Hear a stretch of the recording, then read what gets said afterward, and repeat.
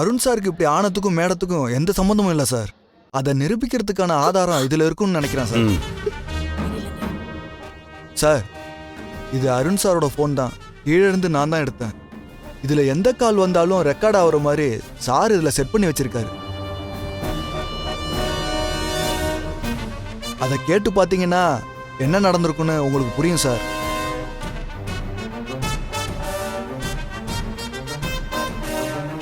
நீ கல்பனாவை கல்யாணம் பண்ணிக்க சம்மதிச்சிட்டேனா அவ வேலையை எனக்கு விட்டு கொடுக்கறேன்னு சொல்லிட்டா.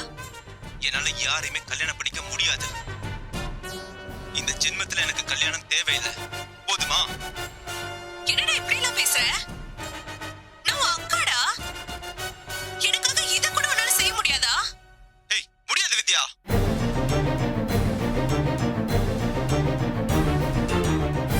சார், இவங்க பேசினதை கேட்டீங்களா சார்?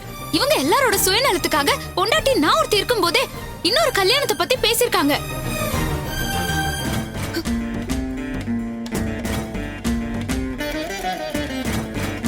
அந்த டார்ச்சர் தாங்க முடியாம தான் என் அருண் சூசைட் பண்ற அளவுக்கு போயிட்டாரு அப்படின்னு நான் கூட இவங்க மேல எல்லாம் கம்ப்ளைண்ட் கொடுக்கலாம்ல.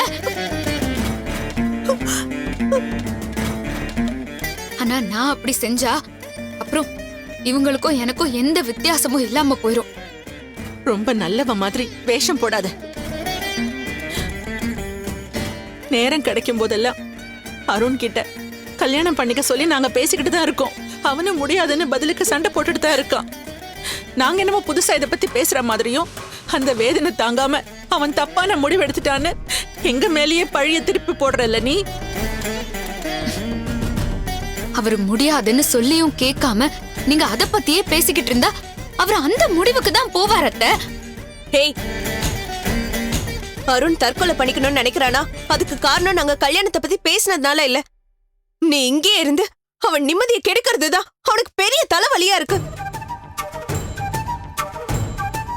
உன்னை அவன் வெறுத்துட்டான். அவன் வாழ்க்கையிலே நீ இல்லங்கிற முடிவுக்கு வந்துட்டான். அதை ஏத்துக்காம நீ அவன் முன்னாடியே சுத்திட்டு இருக்க. அந்த டென்ஷன் தாங்க முடியாம தான் அவன் சாகணும்ன்ற எக்ஸ்ட்ரீமுக்கு போயிருக்கான்.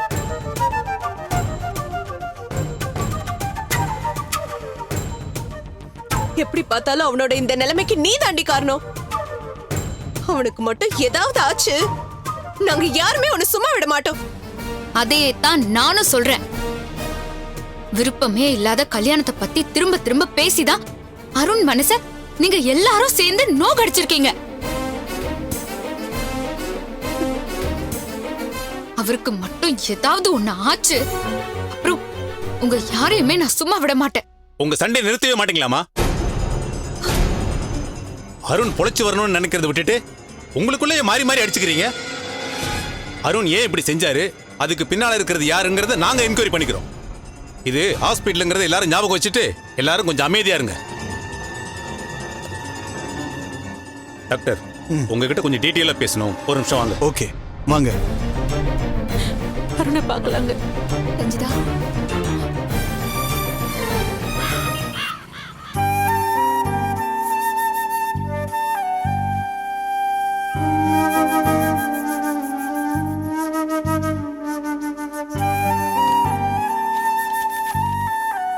கோமதி,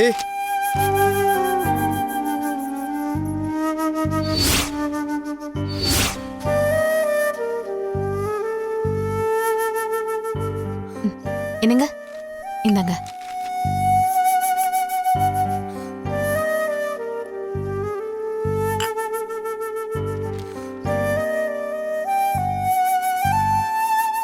என்ன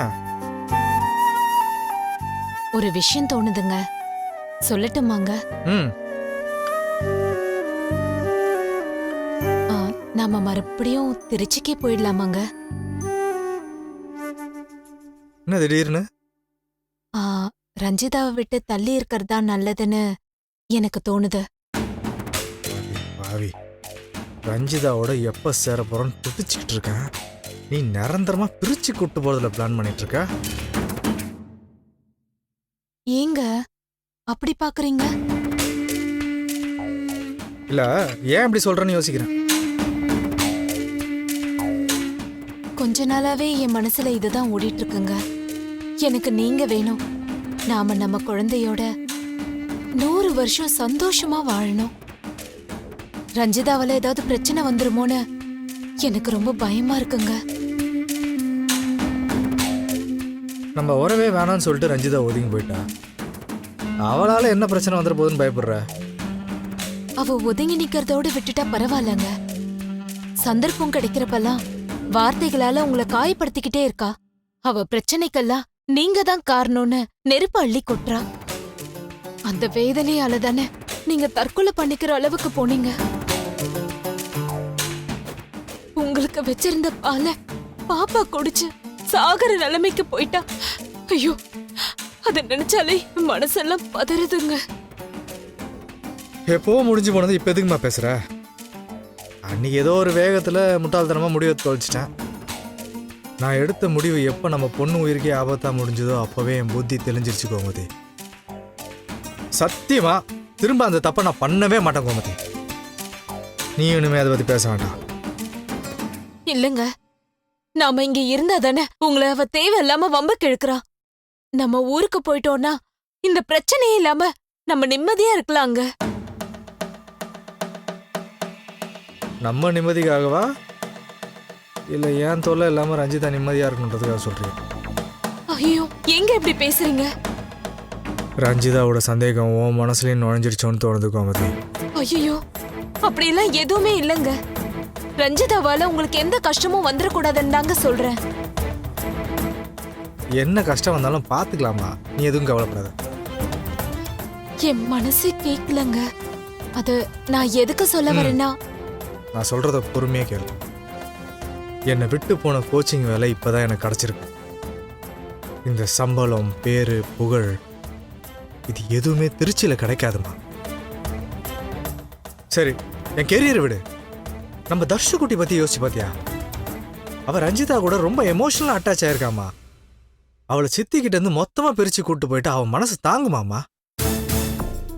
பெரியவங்க பிரச்சனைலாம் அவளுக்கு புரியாதுமா. பாப்பா மென்டலாக ரொம்ப அப்செட் ஆயிடுவான். இது எல்லாத்துக்கும் மேலே உனக்கு ட்ரீட்மெண்ட் போயிட்டு இருக்கு. அதை என்னால் கண்டிப்பாக பிரேக் பண்ணவே முடியாது. உன் ஹெல்த் விஷயத்தில் நான் எந்த ரிஸ்க்கும் எடுக்கிறதா இல்லை. ட்ரீட்மெண்ட் நல்லபடியாக முடிஞ்சு நீ பழைய கோமதி எனக்கு திரும்ப கிடைக்கணும். அதுக்கப்புறம் எல்லாத்தையும் பார்த்துக்கலாம்.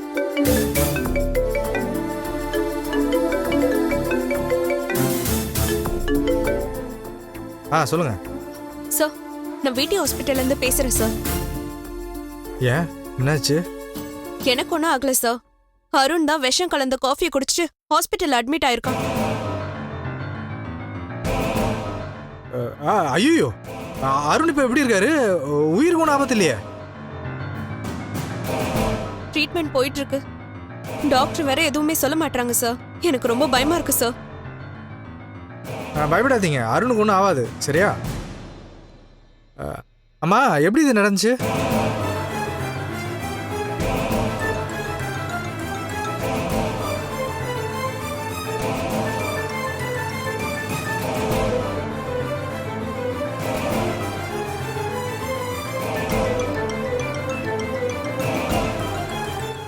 அவருக்கு ஒன்றும் ஆகாது, நீங்கள் கவலைப்படாதீங்க.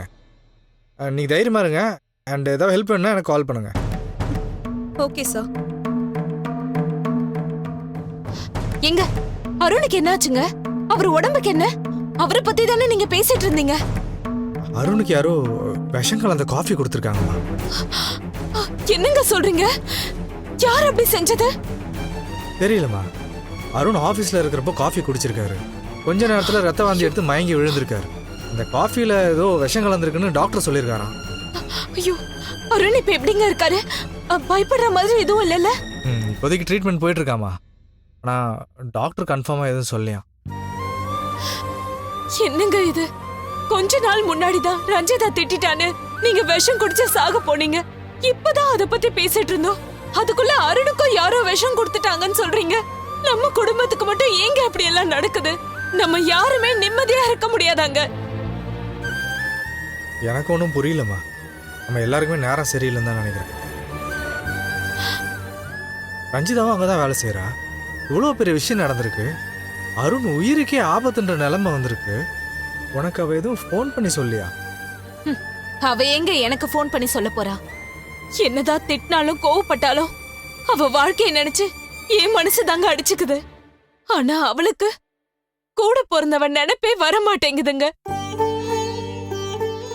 அக்கான்னு ஞாபகம் இருந்துச்சுன்னா இந்நேரம் எனக்கு ஒரு ஃபோன் பண்ணிருப்பால.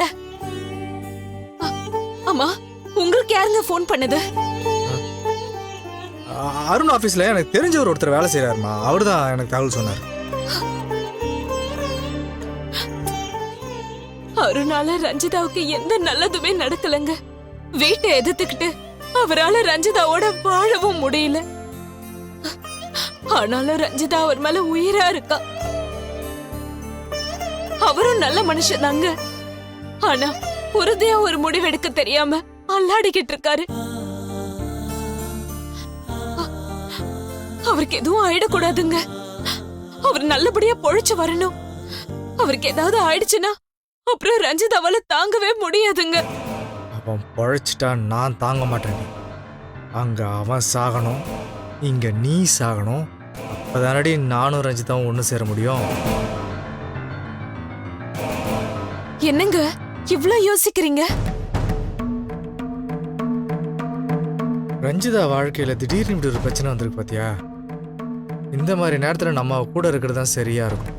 நம்ம பாட்டு ஊருக்கு கிளம்பி போயிட்டோன்னா அவள் ரொம்ப தவிச்சு போயிடுவாமா. நாம இங்கே இருந்தா மட்டும் அவ நம்ம கிட்ட உதவி கேட்டுருவாளா? அவ கேட்குறாளோ இல்லையோ, நம்ம இங்கே இருக்கிறது அவளுக்கு மிகப்பெரிய பலம்மா. நம்ம இங்கே இருந்தா ஆகணும். இனிமே நீ திருச்சி போகிறத பற்றிலாம் பேசாத.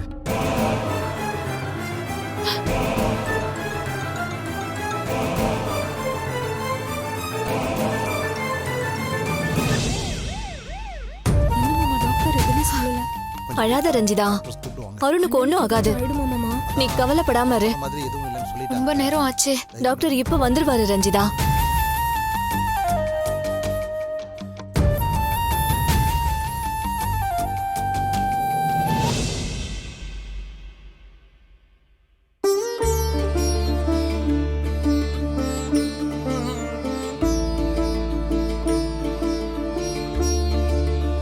சார், பயப்படாதீங்க. நீங்க இப்ப ஹாஸ்பிட்டல்ல தான் இருக்கீங்க. உங்க வயித்துல இருக்கிறது எல்லாம் க்ளீன் பண்ணியாச்சு. இனிமே எந்த பிரச்சனையும் இல்ல, சரிங்களா? இருங்க, நான் போய் டாக்டரை கூட்டிட்டு வரேன். பேஷண்ட் கண்ணு முடிச்சிட்டாரு. ஒவ்வொருத்தரா போய் பாருங்க. ஏய் நில்லடி, எங்க முந்திட்டு ஓடுற? அருணை பாக்குறதுக்கு உனக்கு என்னடி உரிமை இருக்கு? நான் அவரு பொண்டாட்டி, நான் தான் முதல்ல பார்க்கணும். தள்ளி போங்க. ஏய் நில்லு. அம்மா வாங்கம்மா, நம்மள போய் பார்க்கலாம். இருங்க, நான் போய் பார்த்துட்டு வரேன்.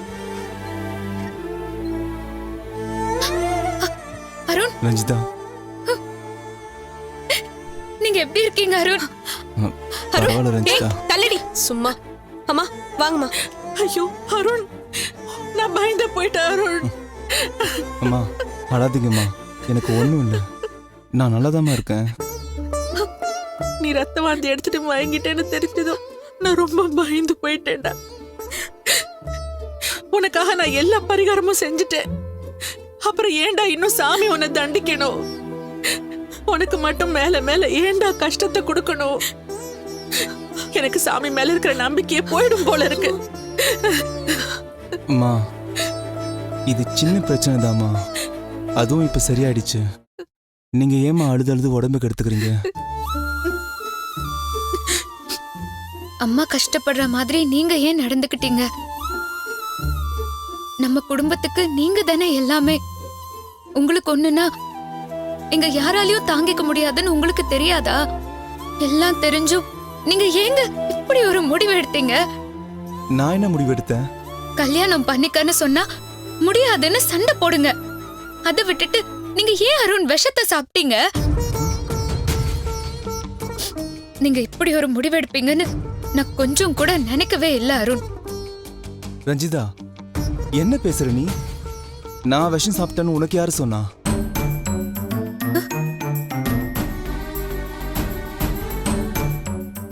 தற்கொலை பண்றது முட்டாள்தனம்னு நம்புறவன் நான் எதுக்கு அந்த மாதிரி முடிவெடுக்க போறேன்? ஆனா விஷம் கலந்த காஃபி குடிச்சுதான் உனக்கு இப்படி ஆயிடுச்சுன்னு டாக்டர் சொன்னாரு. டாக்டர் அந்த மாதிரி சொல்லிட்டாருன்னா நான் விஷம் குடிச்சு சூசைட் பண்ணிப்பேன்னு நினைப்பீங்களா? அந்த மாதிரிலாம் நான் எதுவும் பண்ணவே இல்லை. ஆனால் காஃபி குடிச்சதுக்கு அப்புறம் என் உடம்பு நார்மலாகவே இல்லை. ஒரு மாதிரி தலை சுற்றி மயக்கம் வர மாதிரி, அப்படியே வாமிட் வர மாதிரி இருந்தது எனக்கு.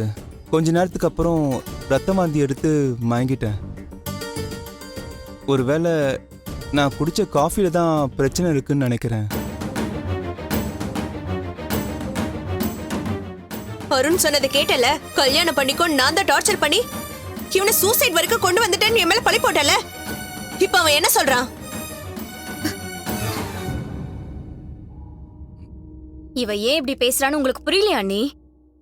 காஃபில விஷத்தை கலந்து இவதான் அண்ணி அருணை கொல்ல பாத்திருக்கா. ஏய், இவ வண்டவாளம் தெரிஞ்சிடக்கூடாதுன்னு தான் பழிய நம்ம மேல திருப்பிட்டா. கல்பனா, எனக்கு இந்த மாதிரி ஆனதுக்கு யாருமே காரணம் கிடையாது. ஏதோ ஆக்சிடென்டலாக இந்த மாதிரி ஆயிருக்கு. நான் தான் சரி ஆயிட்டேன்ல. இந்த பிரச்சனை தயவு செஞ்சு இதோட விட்டுருங்க. எப்படிடா விட முடியும்? இவளை ஏத்துக்கலன்னு இவளுக்கு எங்க எல்லார் மேலயும் கோவம். நீ இவ பின்னாலேயே வரலன்னு உன் மேலயும் கோவம். போதாத குறைக்கு என் வாழ்க்கையிலே நீ இல்லன்னு வேற சொல்லிட்ட. அந்த கோவத்தெல்லாம் சேர்த்து வச்சுதான் இவ கொல்ற அளவுக்கு போயிருக்கா. போதும், நிறுத்துங்க.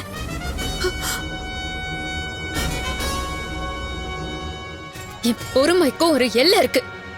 இன்னொரு தடவை என் புருஷனை நானே கொல்ல பார்த்தேன்னு சொன்னீங்க, நான் மனுஷியாவே இருக்க மாட்டேன். டேய், ஒரு வாட்டி இல்ல 1000 தடவை சொல்லுவேன். உன்னால என்ன பண்ண முடியும்? சைலண்ட். சிஸ்டர், என்ன இதெல்லாம்? இத்தனை பேர் எதுக்கு உள்ள இருக்காங்க?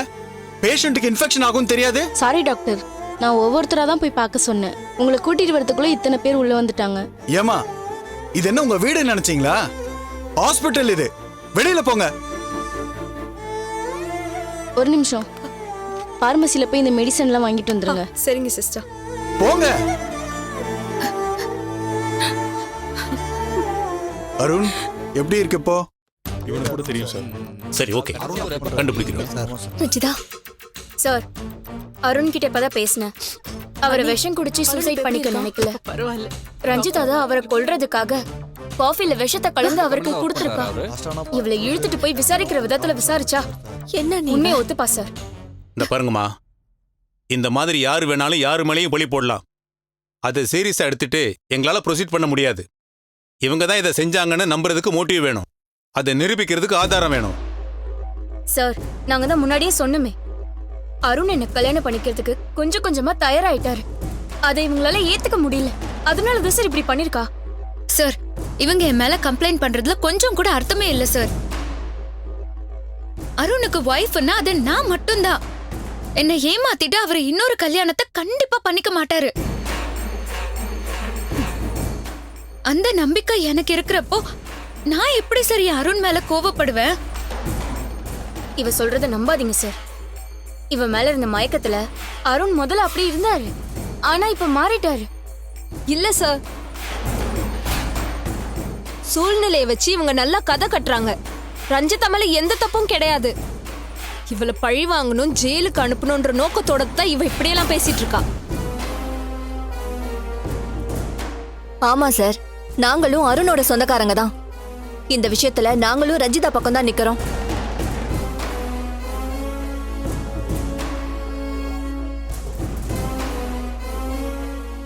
ரஞ்சிதாக்கு கோவமோ வருத்தமோ இருந்தாலும் கண்டிப்பா இப்படி ஒரு பாவத்தை செய்யவே மாட்டா சார்.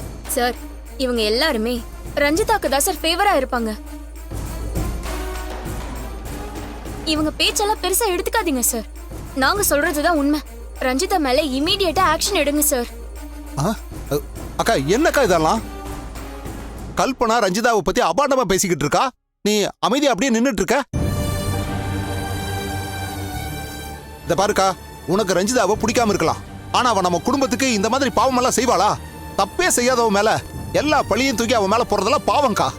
நீயாவது கல்பனாவுக்கு இதை எடுத்து சொல்லி புரிய வை. வேதா, நானும் இந்த விஷயத்த பெருசாக்க வேணாம்னு நினைக்கிறேன். எதுக்கு திரும்பவும் போலீஸே கேஸுன்னு போய் அல்லாடணும்? ஏதோ நம்ம நல்ல நேரம், உயிருக்கு ஆபத்து இல்லாமல் அருண் பொழைச்சிட்டான். இதை இப்படியே விட்டுறது தான் நல்லதுன்னு எனக்கு தோணுது வேதா. மாமா, என்ன நீங்க பேசுறீங்க? காஃபில விஷத்தை கலந்து அருணை கொலை பண்றதுக்காக முயற்சி பண்ணிருக்காங்க. அதுக்கான தண்டனையை இவ அனுபவிக்க வேண்டாமா?